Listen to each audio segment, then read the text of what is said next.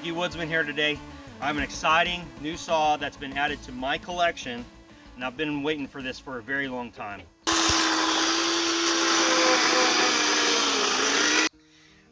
This is the Ridgid brushless chainsaw. It's 12-inch bar. It takes any of the 18-volt batteries that you may already have existing. In here I have an 8 amp hour battery. This is a max output lithium. This is a big one. It's got a lot of energy stored in it. And for a chainsaw, I think that's a great match. I want to show how this thing operates. I want to go ahead and dispel some of the myths that people might have, because oftentimes people think of chainsaws, they think of doing all day work. I'm going to cut this whole forest down with this saw. This should do it. Got all these batteries here. With these batteries I can cut down the whole forest. What this is this is a saw for the person that needs a saw periodically, that doesn't use it often, that will do the job. So what we're going to do today is we're going to find out will it do the job?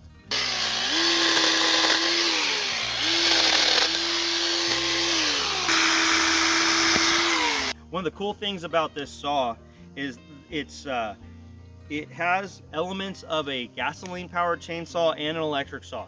Sometimes the electric saws are built really lightweight.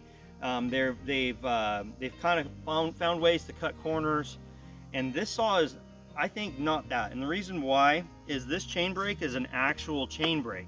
This saw has a mechanical portion to the chain brake, and it has an electric portion to the chain brake. So what I mean is this: when you initiate the chain brake from a kickback, or just simply to make the saw safe to move with or set it aside, when you initiate that, the band clamps, stops the chain from spinning, and cuts the power to the electric motor. So I'll show you.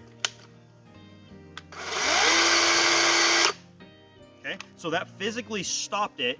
The motor no longer tries to turn, so it's cutting power, I believe, to the motor. Okay, so again, that's awesome. That works like a gasoline chainsaw, with one exception. A gasoline chainsaw, the gas engine is still running and it's still trying to turn that clutch. That's still trying to turn the chain, and the band is pinching it so it doesn't. So this here is really almost a double safety. Here's the tool storage on this device. It's got this detent in here. You go ahead and slide that in and you click it in. Feels pretty sturdy in there. I don't think it's just gonna fall out. But what's nice about that is if you're new to chainsaws, chains loosen up as you're using them, okay? And you need to be able to tighten it up. Also, I like that it's an actual 2 bar nuts. Some of the homeowner style saws, especially from Husqvarna, have a single nut. Some top handle saws have a single nut as well. They still have a stud back here inside, but this is 2 bar nuts, like an actual real heavier duty chainsaw. That's a win, everyone. You have a chain adjustment right there on the side. That's a win. Okay, very easy. I personally do not like gimmicky toolless adjustments.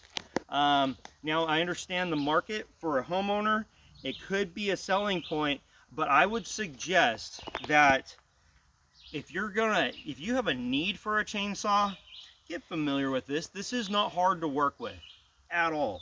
It works well, it's tried and true, and it's simple. No extra little gadgets, no extra mechanisms that you have to clean out to make it work. So we're gonna go ahead and run this thing.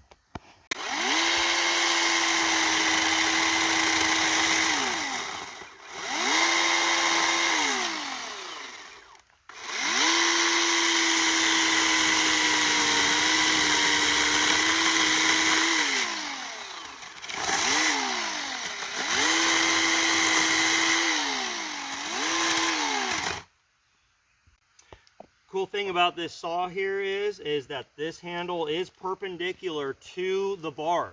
What that does is we're creating this little hinge here, okay?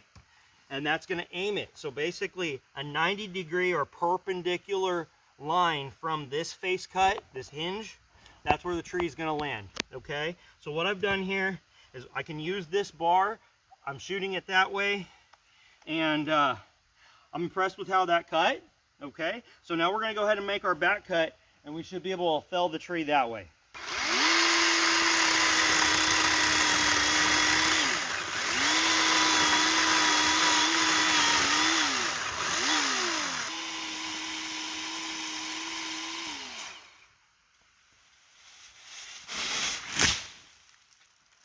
First tree that we went ahead and cut down with this rigid saw. How was it? It did great. It had plenty of power. This is a small pine, probably somewhere around 4 to 5 inches across.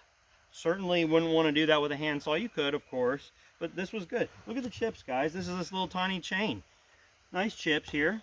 So what I'm going to do is I'm going to walk up this. We're going to limb it up, and we're going to cut this up just like you would if you're going to clean it up. I'm going to cut it into firewood sized chunks. Okay, just going to do a battery check here. I've just been playing with it. It's showing full bars.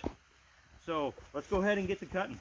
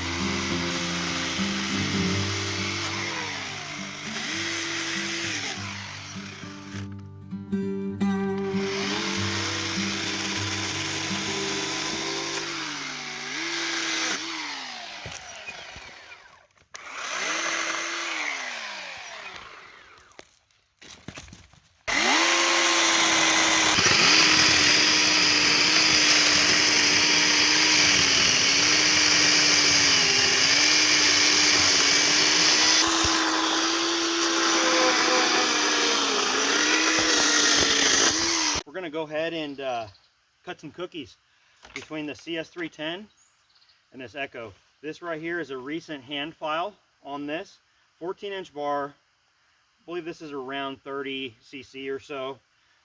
Both of these are available at the Orange store. Okay, gasoline.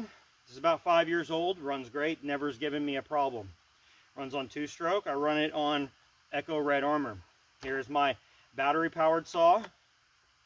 I'm still showing full bars while cutting it down, limbing it up, doing a couple bucks here. You can see the power's good. I'm really impressed with the power. So what I'm going to do is I'm going to go ahead and start this saw. We're going to cut cookies. I'm going to alternate between the two just to see. Okay, this saw is cold. I have not started it. Air purge, choke, make sure the on switch is on.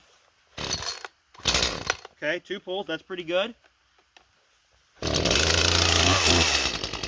This needs to warm up. It's going to need to warm up.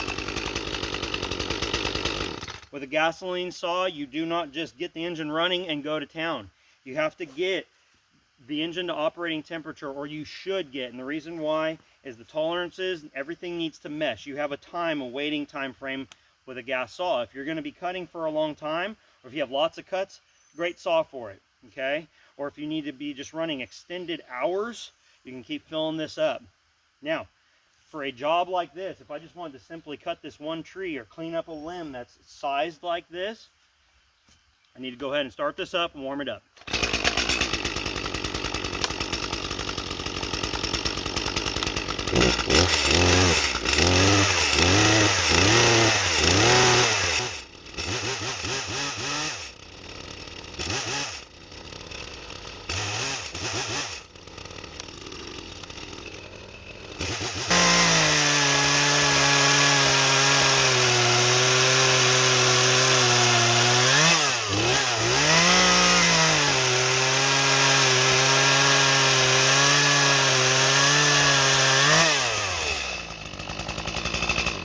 I should have ear protection on.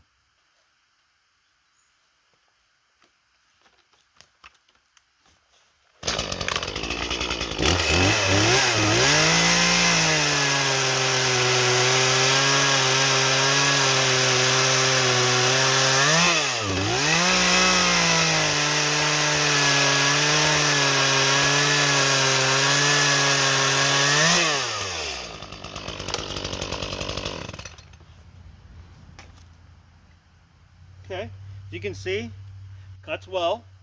It's cutting sharp, got good chips. Well, I've sure gotten this new Ridgid dirty. All right, let's go ahead and cut with this. I'm not gonna put my air protection on. I'm gonna see how loud this is.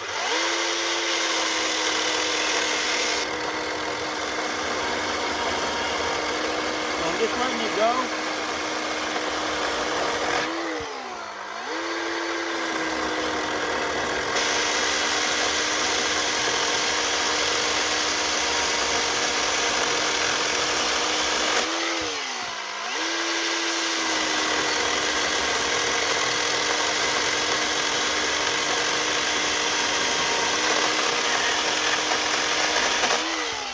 Okay, so initial impression is this. This I can pick it up and use it now. There's no warming up time frame or anything like this. This does feel a little slower, which I did expect because this does have a slower RPM.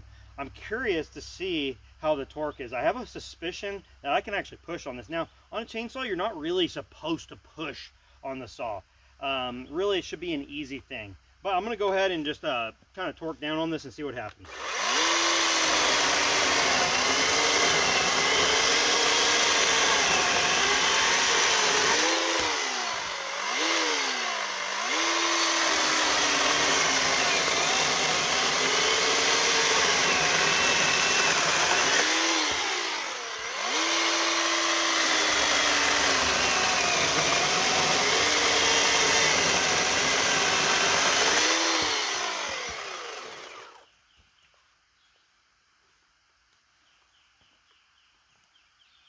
Let's go ahead and try the same thing on this Echo here. This one, I know I'm gonna stall it much easier.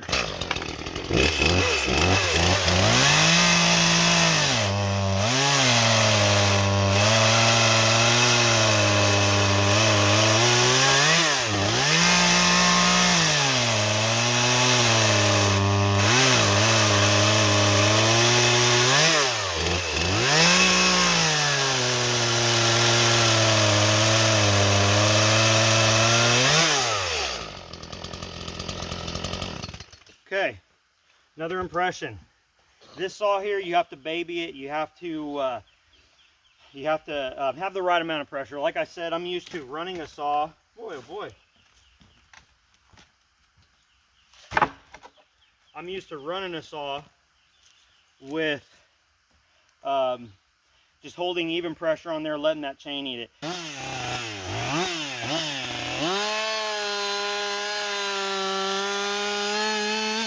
That saw, you can do that, but you can also push on it a little bit.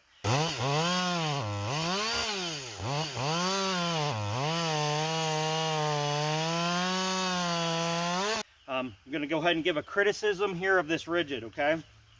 The Echo's the same exact way, by the way. Safety. right here, these dogs, these are called log dogs, okay? They're built into the device, into the case. They're plastic. First of all, they don't bite. Second of all, if they could bite, they would wear out very quickly. I think they could have put a small sheet metal type spike in here and not had this plastic log dog. That right there is not the preferable thing. One other thing is, this is not a problem, but the safety here is more like a power tool safety, where you have to pull this back and pull the trigger, okay? That basically all that is a lock on the actual trigger. That takes, you have to be holding this way and clicking here. I do prefer simply grabbing the handle and pulling the trigger. And the reason why I'm going to say this is, first of all, this is easier. Second of all, you have a better purchase on the saw when you can wrap your whole hand around it. I don't cut like this. That's not how I don't cut. I don't think. I'll have to look at some videos, but I generally, I think, wrap my whole hand around the back of the saw. This right here does require that you keep, oh, I guess you can go ahead and pull it. I might be mistaken here. Because the safety's there, I have a tendency to want to keep it there. If you pull it back, you can go ahead and do that, but you've got to put your hand up there. So again, that's a preference thing. That's not a big deal thing, but it's just one of those deals. So is the saw working well? It's working very, very well. I'm very pleased with that. Not a particular speed dimming, but it will get the job done. And what I like about it is that I have not stalled the chain. I'm actually going to push on this at varying intensities. I'm going to see if I can get the chain to stall. So that's no pressure. Some pressure.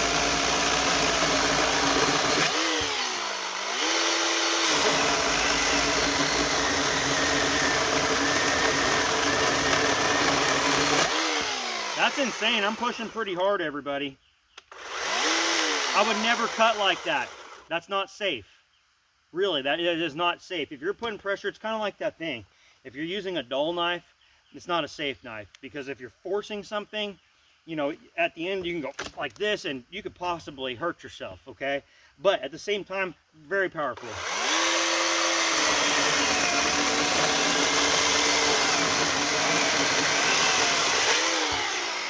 I don't know if I can stall this. I'm gonna try.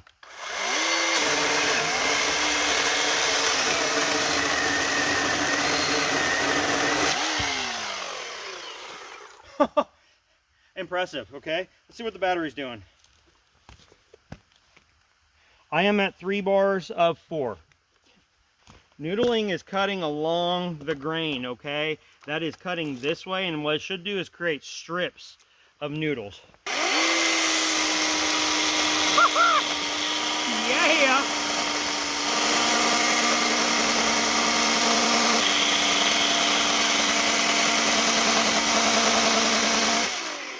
It works. Look at that. Fire starter right there. That'll dry out in an instant.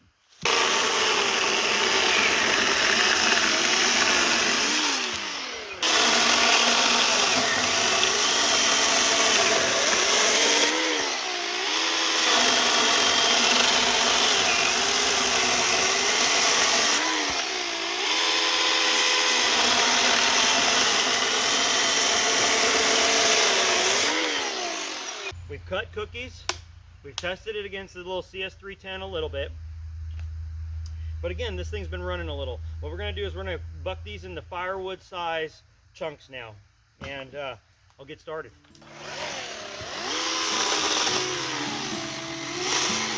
All right, let's go.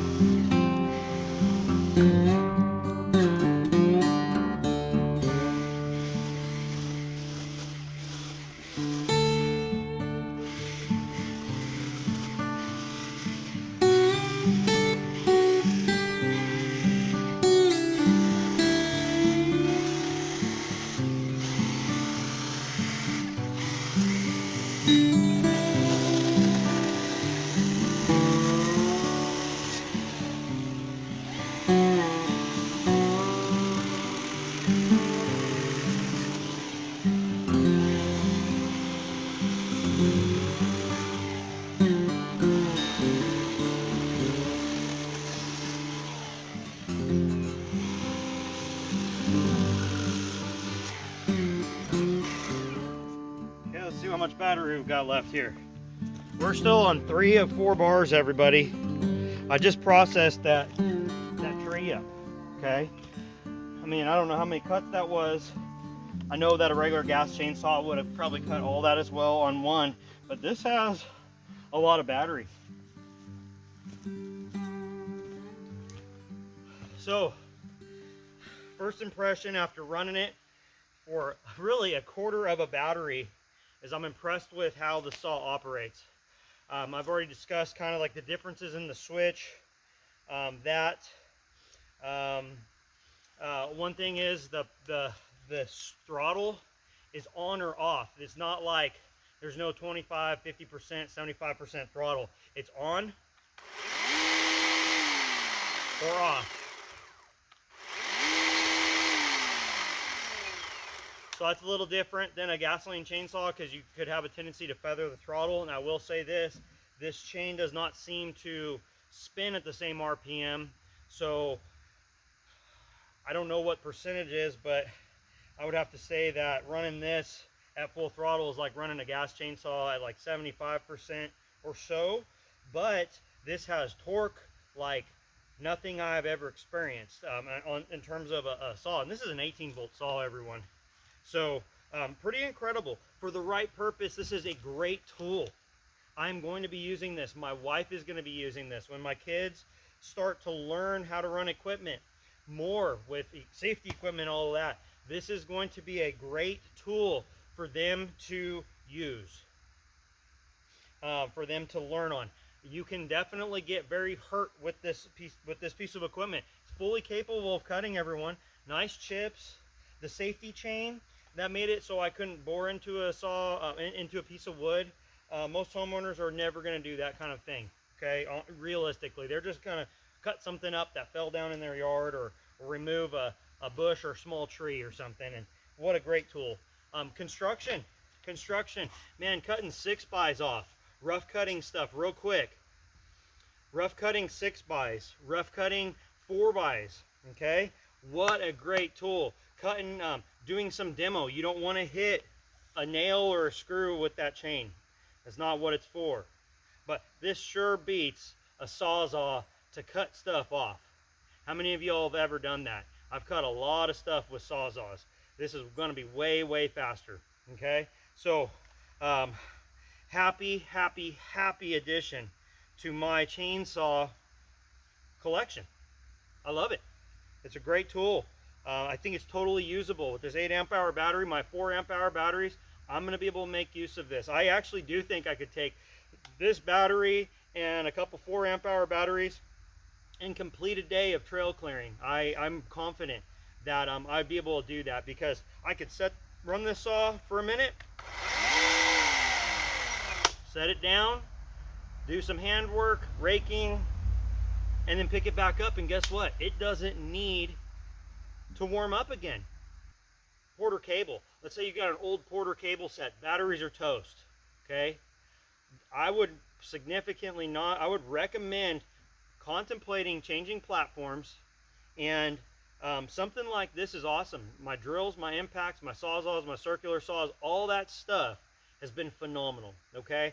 And so again, like I said, awesome.